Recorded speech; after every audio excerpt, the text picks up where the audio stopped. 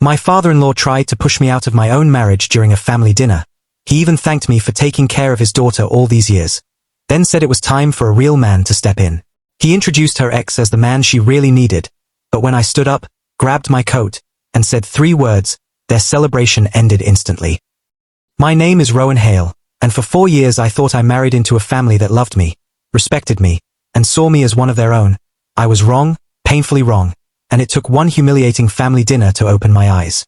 Rowan's father-in-law, Marshall Crane, was a man who loved power. He spoke with his chest raised, chin high, as if the world owed him applause. His wife, Dorothy, pretended to be gentle, but the truth hid in her eyes, cold and judging.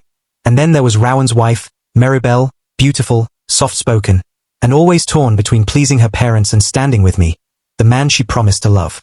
The night everything shattered began like any holiday dinner, candles lit, expensive wine poured, fake laughter floating around the table.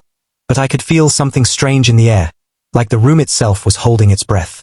Halfway through dinner, the doorbell rang, and everyone except me smiled. Marshall stood, wiped his hands, and said, "Finally." Then walked to the door as if welcoming a king. When he returned, my heart stopped. Standing behind him was Silas Ward, Maribel's ex-boyfriend, the man her family always wished she married.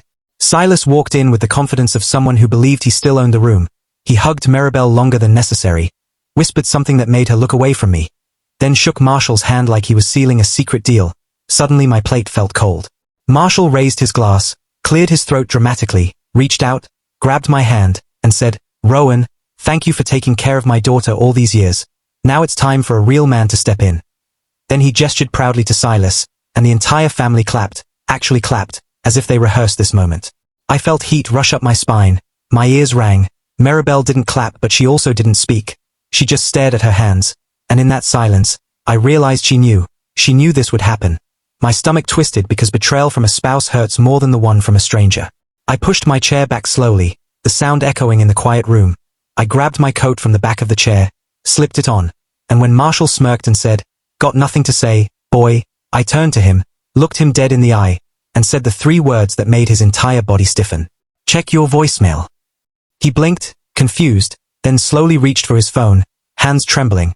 When he pressed play, the room fell silent. Because earlier that week, I had discovered something that changed everything, and I recorded it.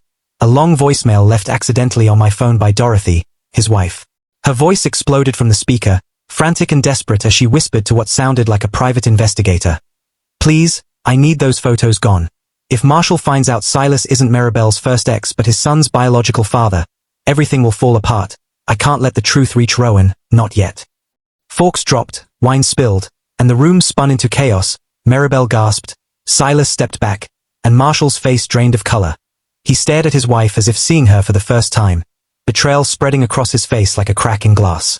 Dorothy tried to explain, stuttering, sweating, begging with her eyes, but her husband's rage was volcanic. He slammed his fist on the table so hard the plates jumped.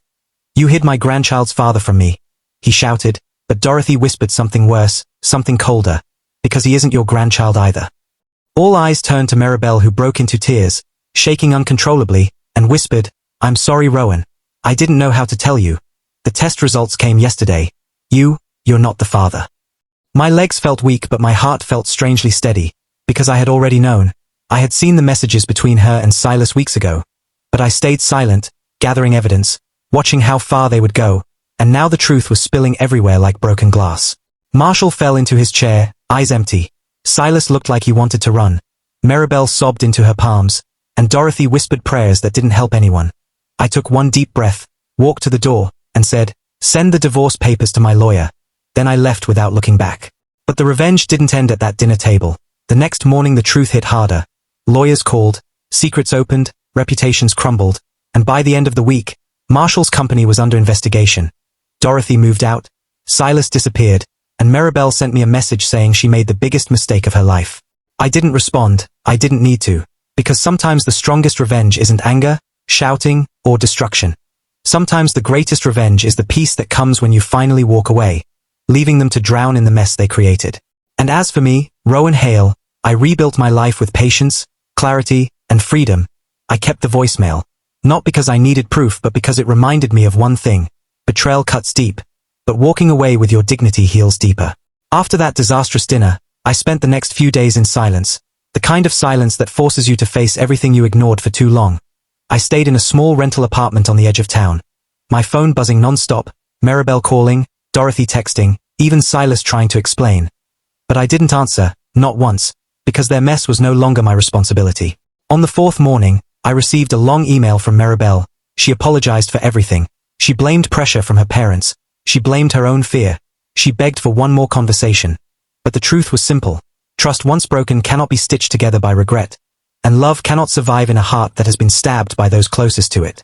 Later that week, Marshall showed up outside my temporary apartment. His pride finally cracked. He looked older, smaller, like life had punched the arrogance out of him. He asked for 5 minutes, his voice quiet, almost ashamed. He said, "Rowan, I shouldn't have humiliated you. I didn't know the truth, I didn't know anything. But I didn't feel anger anymore, just distance." I told him, "Your daughter deserves to heal, your family needs to face the truth, but I'm not your solution." And he nodded, because he finally understood that I wasn't the weak one in that room. I was simply the one who refused to participate in their generational cycle of lies. As he walked away, shoulders heavy, I realized something important. Sometimes revenge isn't fire. Sometimes it's a mirror that forces people to finally see themselves. And that night at dinner, I didn't destroy his ego, his own choices did. A month later, the divorce was finalized quietly, no drama, no shouting, just signatures on paper, and I handed Maribel one thing before I left the courthouse, a small note that read, "I hope you find the strength to choose honesty next time." She cried, but I didn't stay to comfort her, because healing begins when you stop trying to save people who stabbed you.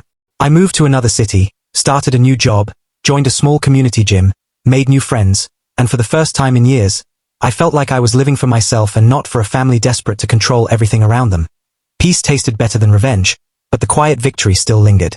Some nights, I would sit on my balcony, watching city lights blink like tiny promises, and I would think about that dinner, the clapping, the humiliation, the voicemail exploding through the room, and it no longer hurt. Instead it felt like the moment my real life began. Because that night, when I grabbed my coat and said check your voicemail, I didn't just expose their secrets, I freed myself from a life built on lies, and the freedom I found afterward became the greatest revenge of all. When people show you who they truly are, believe them the first time. Don't stay in places where you're tolerated, disrespected, or hidden behind lies. Your peace is worth more than any relationship you lose. Walking away is not weakness, it's wisdom. And sometimes the greatest revenge is choosing yourself and letting people face the consequences of the chaos they created. Please like, share and subscribe for more stories. Thank you.